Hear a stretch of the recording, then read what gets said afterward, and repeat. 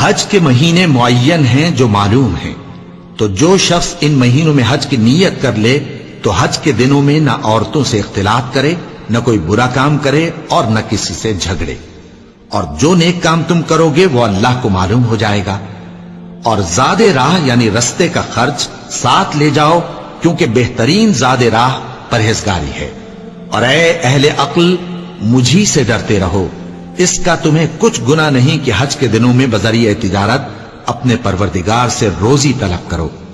اور جب عرفات سے واپس ہونے لگو تو مشعر حرام یعنی مزدلفہ میں اللہ کا ذکر کرو، اور اس طرح ذکر کرو جس طرح اس نے تم کو سکھایا، اور اس سے پیشتر تم لوگ ان طریقوں سے محض ناواقف تھے۔ پھر جہاں سے اور لوگ واپس ہوں